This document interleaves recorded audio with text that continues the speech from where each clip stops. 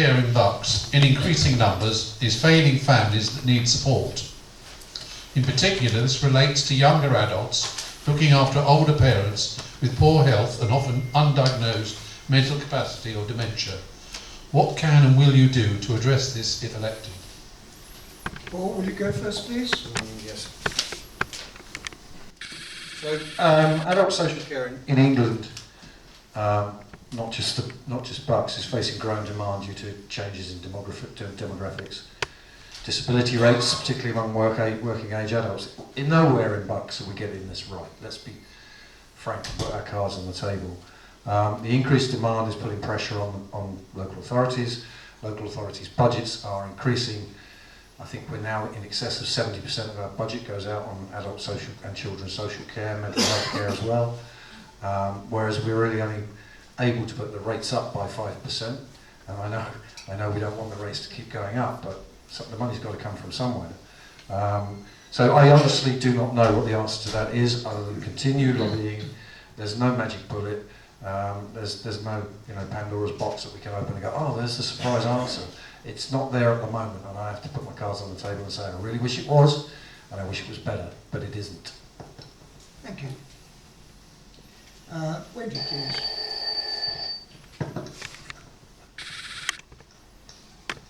Thank you. As Paul has said, this is a really difficult issue to address.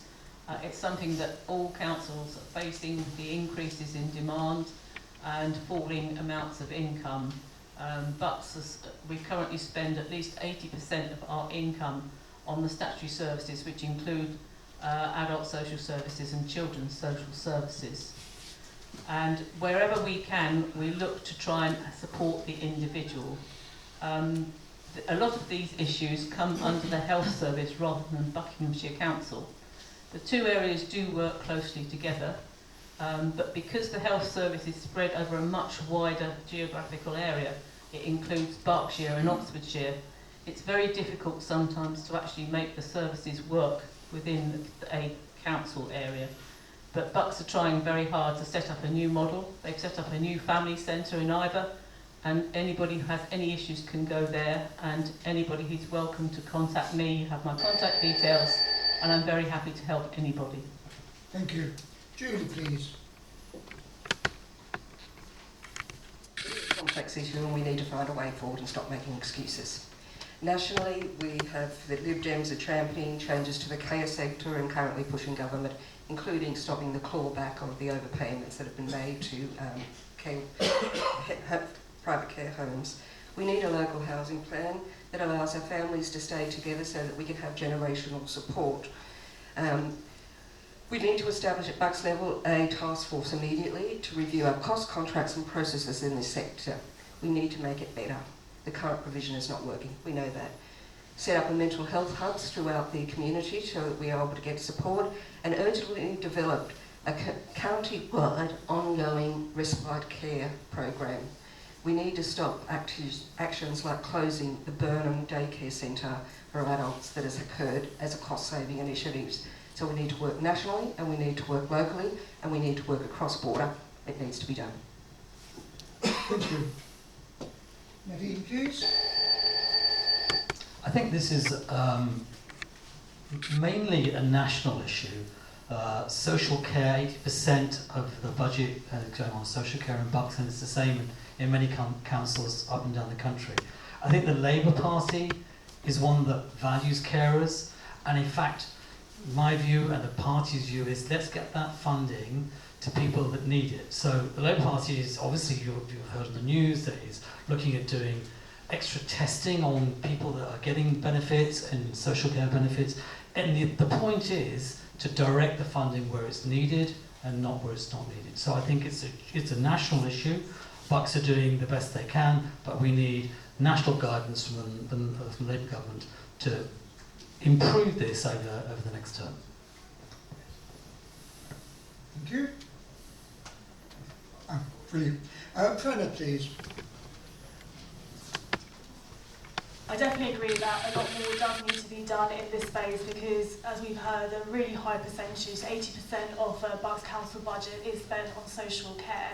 And this area is an area that I've been working with a resident who doesn't actually fit into the dementia category. There's a certain age cut-off, so they've got an early onset of dementia, so they're not they haven't got the funding that they need. So sadly, there is a gap in dementia care provisions, and I think we do need to do more with it, work with the NHS providers to see how we can improve the system. But there is opportunity bucks that do mental health assessments and look after those people with mental health illnesses, and also Buckinghamshire Dementia Support Group. So I think we do need to support our local care groups, our NHS, work together to see how we can make improvements for this horrible dementia that sadly affects a lot of people, especially in older ages, but also we're seeing younger people have dementia too, which are sadly not cared for adequately. Thank you. So, yes, please. I'm the last one. I've written this one down because obviously it's a very emotive subject. The panel are right. It takes the largest part of the council budget. But I continue to work with individual cases on this subject in our community. There are hardships and cases where health and services aren't always fully utilised. So I can be the conduit between officer departments, services and resident families. These cases are not promoted onto social media to gain councillor approval from you. They are private, confidential cases with respectful regard, often very sensitive and complex. They take up many hours of my time, and I'm sure other councillors as well.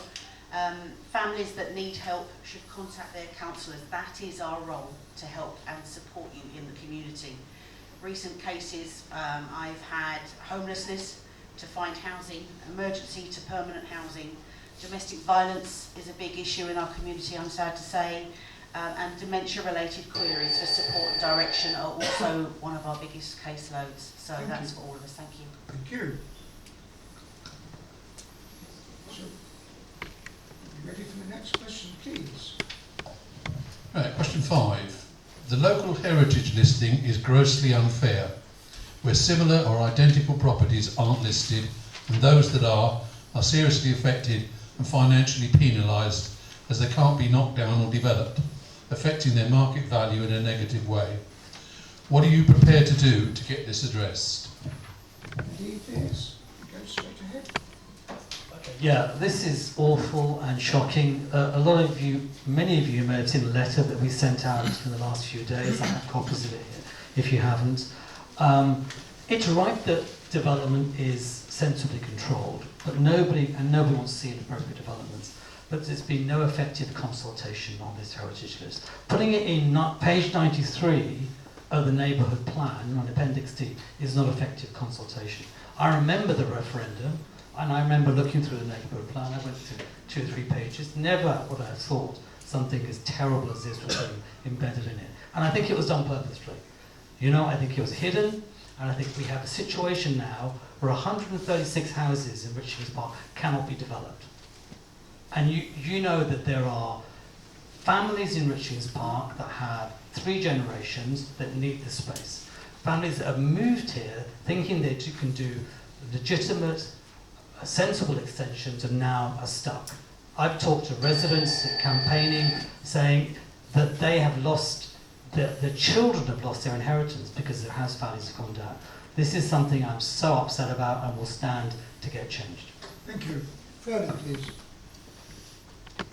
I'm going to have to agree with my Labour colleague here. It doesn't happen very often, but I do think it seems that due process hasn't been followed. I've been speaking to a lot of residents who all of a sudden have found out that their house is on this list, and they've been really distraught. Some of whom wanted to go into a care home and weren't able to find the right value for their house and to sell it properly. I think it's really disgraceful, and I really hope that we get to the bottom of this. Who put the houses on the list? Were the residents told about this? I know it's on the local neighbourhood plan as well, and in the local neighbourhood plan it does say for Bucks to make an Article 4 direction to remove permitted development rights. So that's something, people move into houses to be able to develop off that.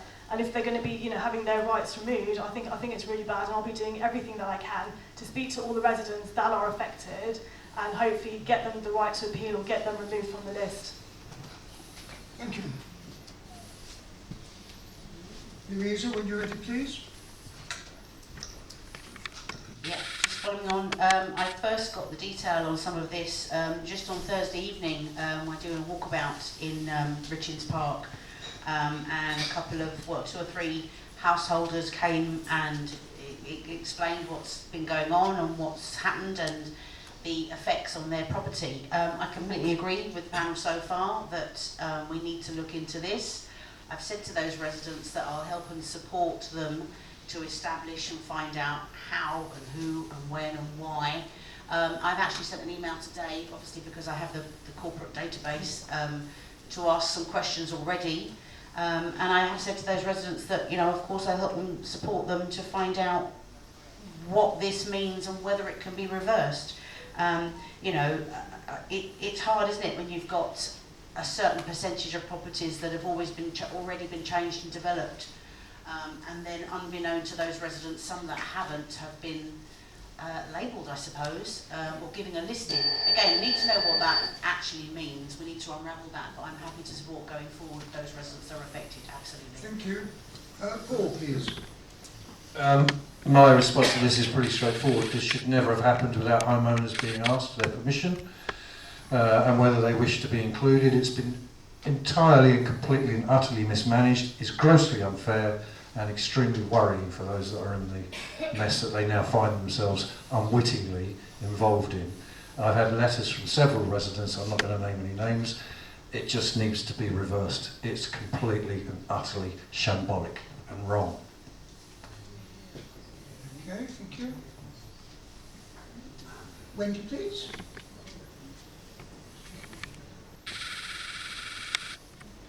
Let me be clear. The reason that this has happened now and has come to the light now is because there's been a planning issue that somebody has brought it to the attention. And the reason that has happened is because the Labour government changed the rules on planning for heritage assets last December. The rules now say that heritage asset buildings must be treated in the same way as listed buildings. This is absolutely appalling. It's ridiculous. It just doesn't make any sense. These are not listed buildings. They don't have the status of a listed building. It's just a local heritage list. So why that has been done, I have absolutely no idea, but it's something that we've really got to try and change. With regard to the heritage list that Bucks have constructed, it's a requirement for them to do that. However, how people got listed is not clear. It's an anonymous process and anybody could have put the properties on the list. It could have been your neighbours, it could have been anybody else, we don't know. And that's something I'm investigating at the moment. Thank you. Yes. Great. Hi, is there follow-up questions to this? Because there's some clear, like, it doesn't seem any of this is right what they're saying. There's clearly lies going on. And I've got something to say on this, but I'm just following the lead from the chair. There's so much. There will be time for questions because there's some distraught, upset residents there, and there's been lies across the board. Can I answer, please? When it's my turn, you might find some more answers. Or one of them. Can we carry on with the normal questions, please? There will be the free-for-all intro. Oh, I'm so sorry. I wasn't expecting an interruption. Sorry, thank you, Julie. So first of all, I've already prepared a board up the back with details that I've been able to find, and I'm prepared to talk to that. On the 18th of June 24, Cabinet at Bucks approved a list that included the heritage listing for the properties at Richings Park. Everyone is quite correct. The process is absurd. It could happen without homeowner knowledge. I have already raised this with my Liberal Democrats colleagues. Excuse me, thank you, stop. I'm working for you, stop. And about the fact that this process is very undemocratic. We also need to understand planning law, and I haven't got the time to go through this. It is not a listed property, it is designated, it has a right of overturn, and I've put the process there, and I've put a recommendation about where to start on that process. So you need individual action, and we need Bucks level action on this. Thank you. Next question, please. Right, question 6. There is a feeling locally that Bucks Council has for years been happy to treat the Ivors as a location for gravel extraction and waste disposal. This being done without proper oversight or enforcement to stop abuse of the sites. What is your view on that now as our unitary council is seemingly happy to continue that abuse by selling what's left of Virgin Greenbelt, granting planning permission for a motorway service area and retaining the profits for use in Bucks Council's general reserve? Thank you. Louisa, will you start us off? Yeah. Gravel extraction, just on the basics, gravel extraction occurs where gravel is listed. So our minerals and waste future plan lists all the sites where gravel and aggregate lay. Future developments and infrastructure plans often trigger extraction before development to ensure the land aggregate is utilised because it's so valuable. So all of the previous sites that we've had, all the different like Bredons and Bretts, obviously a lot of them extract the minerals, they move the minerals, and they infill the land and then landscape the land. There's a bit of crossover here because obviously we're referring to the motorway service area. And the other issue with that, well, the bigger issue with that motorway service area is that it is Greenbelt virgin land, actually listed as agricultural land, and it's quite well documented that your existing councillors have fought against that, well, ever since the proposal has come forward. We object to it completely and entirely, and even in the new amendment details that have come forward on the MSA, there are elements that are hidden in the paperwork, in the written word, that I believe we could potentially still challenge. So gravel extraction is a need because we utilise that for house building, but I agree the MSA is wrong and we need to carry on fighting against that. Thank you. Paul, when you make decisions and it's overrided every single time. You debate and you debate and you get overridden every time. That's all I can do as a councillor, is fight You're our powerless. cause. That's the irony of the situation. You're powerless. That's our role, is a councillor to express our views at these I know, meetings. you're expressing your views like you are today, but ultimately, the decisions that are made go against the public, right? So what's the point?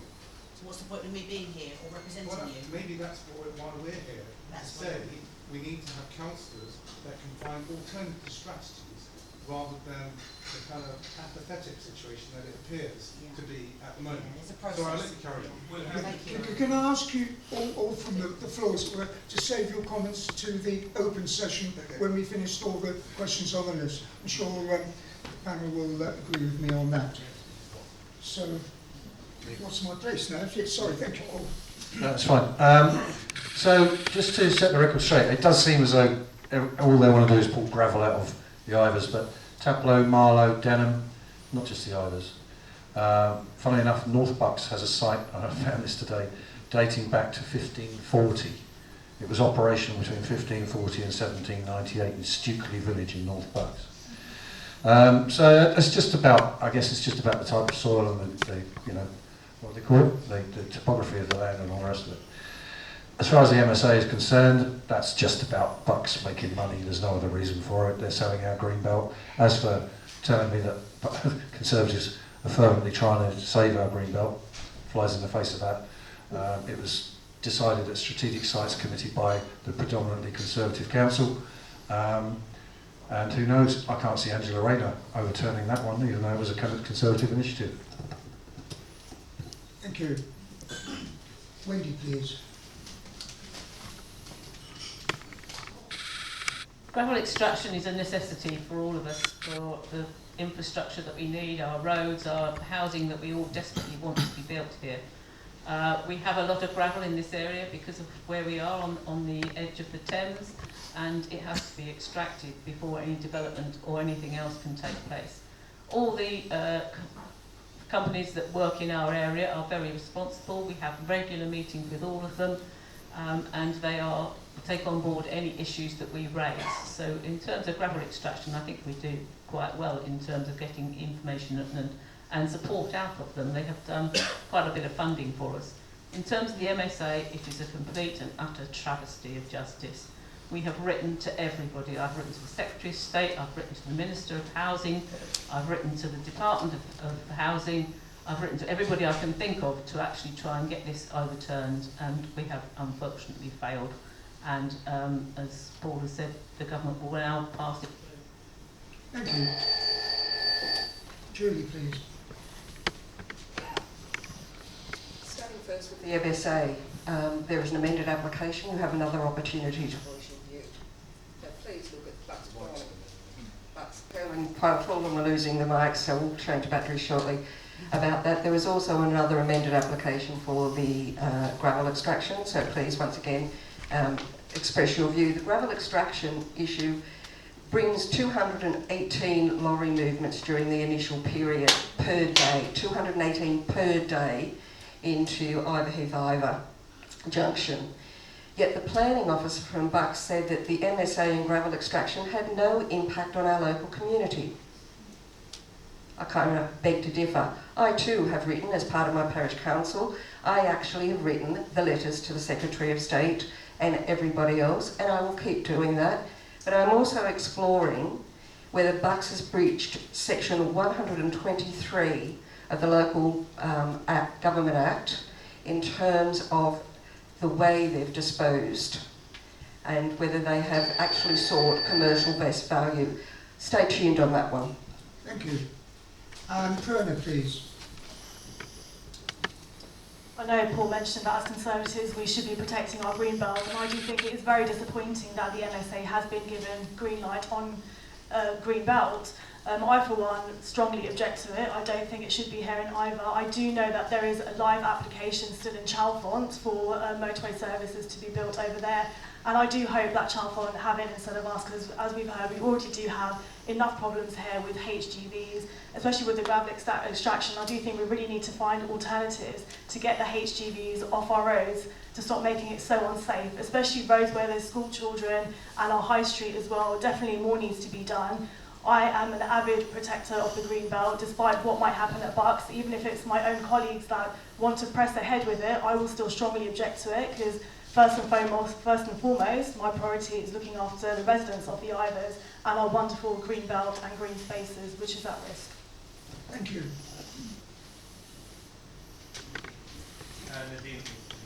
Right. Yeah, I think I agree with most of what's been said. And I think the problem is that we have a Conservative council, and Conservative councillors cannot really fight this. And that's what the problem has been. Of course we need the revenue flowing to the Ivors if it's Cemex. Of course I would like to see it closed, but I think we are going to struggle because the Conservative council wants to generate revenue for the resources in the Ivors. So if it's for me, I will lobby hard against it. I'll lobby hard for the gravel extraction to be stopped and Cemex contract to be terminated as soon as possible. Our roads cannot handle it, basically. Thank you.